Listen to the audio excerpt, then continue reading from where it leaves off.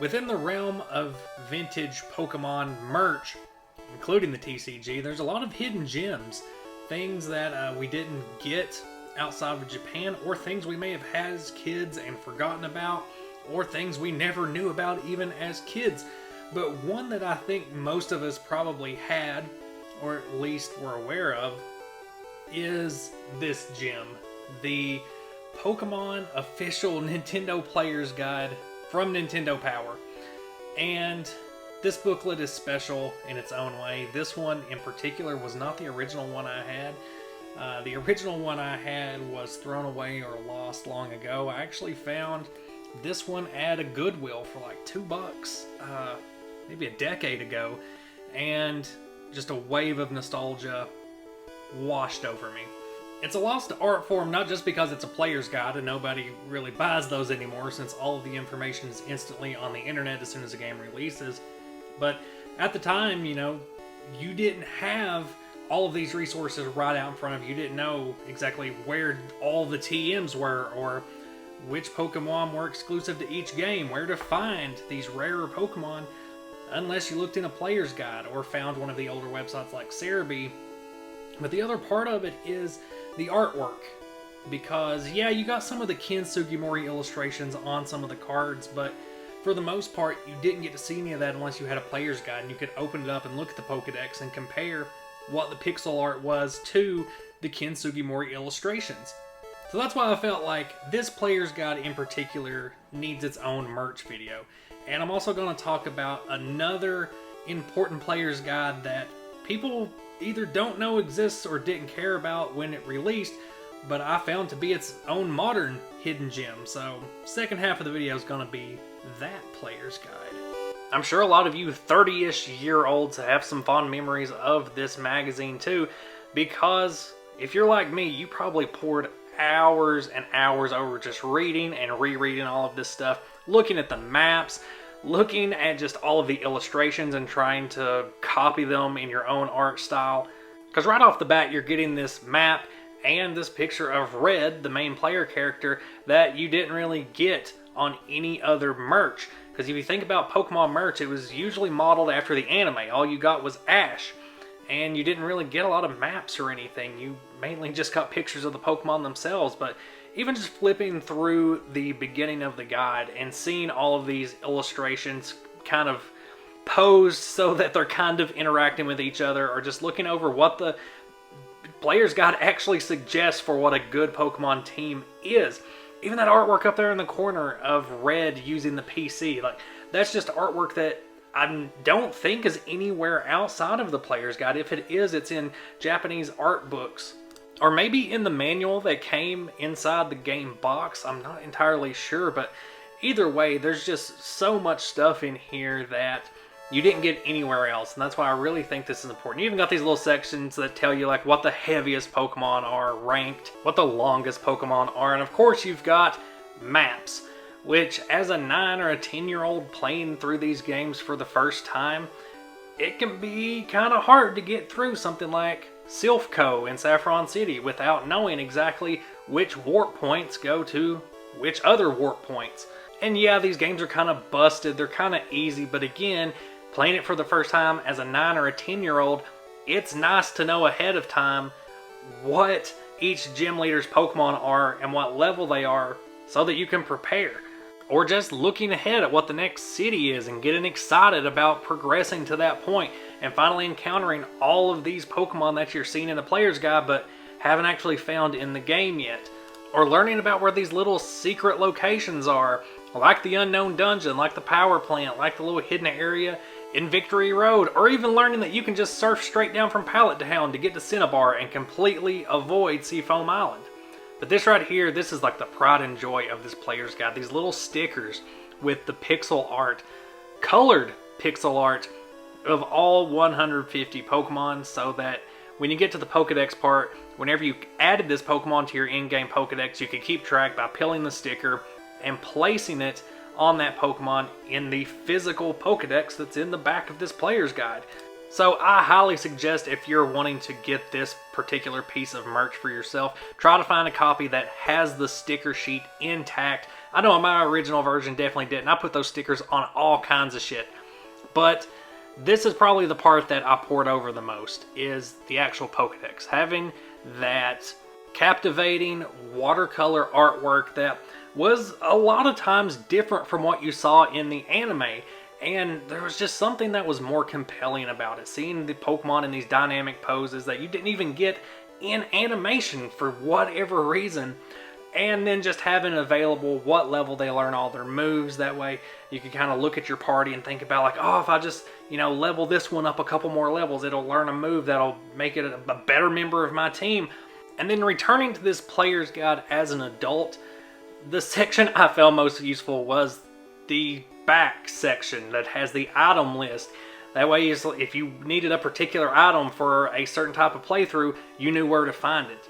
If you needed to know where a certain TM was so that you could clone it and use it for some type of competitive team that you were going to transfer over to Pokemon Stadium, this is an invaluable resource. Yeah, you could look it up online, but also if you've got, you know, an old school Game Boy out with the cartridge trying to build an in-game team to transfer over to Stadium, it's so much easier to just look at this chart and find the Pokemon, find the TM, and make sure it can actually learn that move, or to just look at a Pokemon and see all the TMs it can learn so that you know what moves are available outside its existing in-game moveset. And I've done a ton of transfer teams for Stadium, and I always just have this guide sitting next to me as a quick reference for even when I'm just writing down what moves are available, what would be the best movesets for each Pokemon, and that's the player's guide. The hidden gem that I was talking about is another Kanto book, and that is the Let's Go Pikachu and Let's Go Eevee Player's Guide and Pokedex. I've got Player's Guides and Pokedexes from all across generations of games, but this one did something special, something that a lot of people don't know about. And for one, you get this cool card where you could physically keep track of your badges as you earn them. Kind of the same, it's almost a callback to that original Player's Guide where you could peel the sticker, put it on the card, and be proud of it or keep track of your progress. You also got that cool Charizard sticker in there, Pikachu and Eevee stickers, but even this Player's Guide starts out with concept art, or at least character artwork of the characters in the game. All the redesigns of these old characters that may be new to you, or just may be familiar friends from playing Red and Blue version. Probably not a popular opinion, but I actually loved these games. I thought the graphics were a really nice, fun update. As far as remakes go, it's super fun, even if it is mixed up, even if it's made to be more like Pokemon Go. You still have even updates to all of these illustrations in here where you see the 3D models of all of these Pokemon, 3D models of the maps.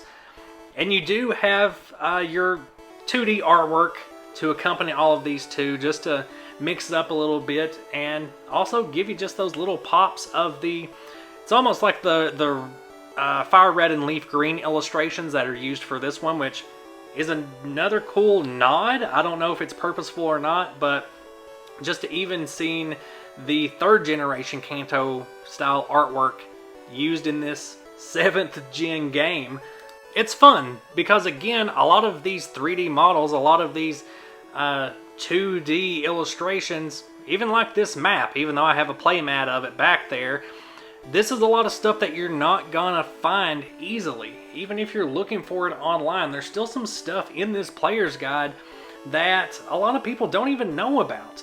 Because again, this isn't getting reprinted on cards or merchandise. The merchandise still has a heavy slant towards the anime or just figures of the Pokemon themselves. You don't see a whole lot of representation from specific characters in games or even just like 3D models of the towns. Where else are you going to find those types of illustrations? And I really like the addition of all of the Alolan Pokemon mixed in here, all of the Megas. It really just makes it feel like an updated Gen 1 Pokedex, which is what it was, but at the same time it's just a unique experience to flip through these pages and see the original 151 represented, but in their modern forms. I can just imagine handing this to my 10-year-old self and just my 10-year-old brain exploding because there's an even better Mewtwo, and then there's 2 of them, and this is why it's a hidden gem. These special features in the back, you get these interviews with Junichi Masuda about just the development of the game, insights into decisions made, why they decided to go in this direction, design influences, just all of this extra stuff that I wish came with every game, that I wish came alongside every Pokemon release. Because this is the type of stuff I like to learn more about and delve into and just absorb as much as possible, and this player's guide does that. It's even got all of this great concept art in the back so that you can appreciate even further just all of these unique designs and redesigns that characters were given, to actually go and look at, okay, well, what are all the different angles and facial expressions that they put into red, blue, and green? How about all the gym leader characters? Just, you get this nice crisp concept art that, man, this, again, just like when I was 9 or 10, I could pore over this and just look at over and over again and revisit to just look at the overall concept that went into this game. Even certain items, pieces of technology, parts of the game. It even goes into the one-off ghost that you run into in the Pokemon Tower. Even just stuff like the interiors and exteriors of a Pokemon Center. And just the amount of design that goes into even that. Or looking at these individual gyms, or these 3D representations of these towns and how they came to be. It's just so interesting. I wish we had this for, like I said, any Pokemon release, because this is the extra added information that I love. And in the West, Pokemon art books are few and far between. They're extremely hard to find unless you want to import them straight from Japan. And so to have these just be a part of a normal piece of merch, like a player's guide, is just like its own little love letter to the fans. As a thanks for, hey, thanks for playing the game, thanks for buying the game, thanks for buying this player's guide. So as far as art books go, this is kind of the next best thing, and so I also recommend picking up the Let's Go Player's Guide. And this wasn't like a typical merch video, it's really just going over 2 particular player's guides that I find to be very interesting, that I keep revisiting for different reasons and also for the same reasons between the 2. So I highly recommend trying to track down or pick up either of these. I would say that the Let's Go one is still on Amazon for a very reduced price at this point, but art books in general, I always try to pick up. The player's guides in general, I always try to pick up, because they do have a lot of artwork within them that I'm not getting anywhere else. Representations of characters, Pokemon in certain poses, items, gym leaders, that I like to just pull out and look at every now and then. It's a lot easier than getting onto Bulbapedia, searching a specific town or a specific character so that I can see all of their artwork, when I just have these collections that I can go, oh yeah, what did Misty look like in Fire Red and Leaf Green as compared to Red and Blue, or as compared to Let's Go. It's a lot more fun for me to just have those physical copies for whatever reason. But maybe that's just me. You can let me know down in the comments. Thanks for watching this video about books. I'll see you next time.